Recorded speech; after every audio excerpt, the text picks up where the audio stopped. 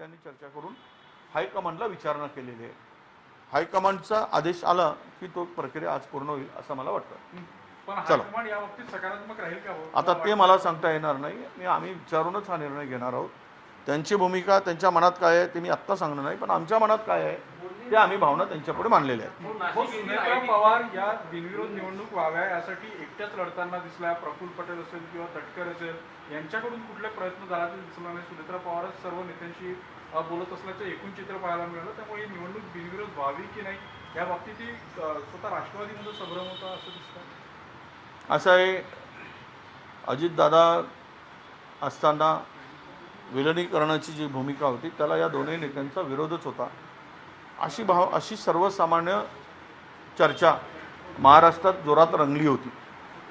यांना हे नको होतं, कारण हे दोनही अत्यंत भारतीय जनता पक्षाच्या जवळ आहेत आणि यांचं पान दोघांचं भारतीय जनता पक्षांच्या हवेशिवाय हालत नाही अशी चर्चा, हे माझं मत नाही, अशी चर्चा महाराष्ट्रामध्ये सर्वदूर होती आणि आजही आहे.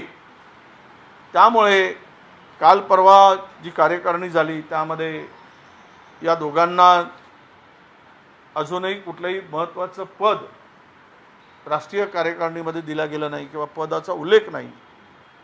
अशा वेळेस यांची स्वाभाविक भावना आहे आणि हे त्याही वेळेस दादापासून दुरावतच चालले होते हे त्यांचे नेतेच बोलतात. कदाचित आजही ती भावना असू शकते. त्यामुळं मी आज यावेळेस बोलणार नाही, पण मी तुम्हाला राष्ट्रवादीमधले अंतर्गत असलेल्या धुसफुसाच्या संदर्भात काँग्रेस म्हणून मला अधिकार नाही तो बोलायचा, पण महाराष्ट्रातल्या राजकारणामध्ये जे चाललं आहे ते या सगळ्या घडामोडीवरून दिसते आहे. सुनेत्राजी पवार यांच्या उमेदवारीला साठी अनपोज होण्यासाठी हे कुठलेच कोणाला फोन केले नाही. कदाचित यांना माहीत असेल की आमच्या फोनला काही महत्त्वच नाही, फोन करून उपयोग नाही, आमचं महत्त्व कमी केलं गेलं आणि सुनेत्राताईंनी आमचं महत्त्व कमी केलं. त्यामुळे आहे तेवढीच झाकली मूठ सव्वा लाखाची म्हणून हे शांत कदाचित असतील. नाशिकमध्ये एका मल्टीनॅशनल कंपनीमध्ये काही अशा तरुणींच्या शोषणाचा मुद्दा समोर आलेला, पोलिसांनी तिथे गुन्हाही दाखल झालेला आहे. एका तरुणाला धर्मांतर देखील तो वेगळा विषय आहे. त्या मल्टीनॅशनल कंपनीशी याचा विषय नाही आहे. धर्मांतराचा विषय मी वाचलंय. ते मल्टीनॅशनल कंपनी आहे, त्याच्यामध्ये काही तरुणींचे शोषण होत त्यांचा असा ब्रेन वॉश करून त्यांचं लैंगिक शोषण करण्यात आलं अशा पद्धतीचा आरोप होता. पोलिसांनी गुन्हा दाखल केला आहे. आता नाशिक म्हणजे महिलांच्या शोषणाचा आता एक अड्डाच झाला आहे. सुशिक्षित महिला बळी पडत आहेत, अधिकाऱ्यांच्या बायका बळी पडत आहेत. पुन्हा सांगतो, मला आता आमच्या अंजलीताई दमाणीकडे तो सीरिया पोहोचला आहे. त्याच्यात काय आहे, त्यांच्याकडे कसा पोहोचला हा वेगळा वादातीत विषय आहे.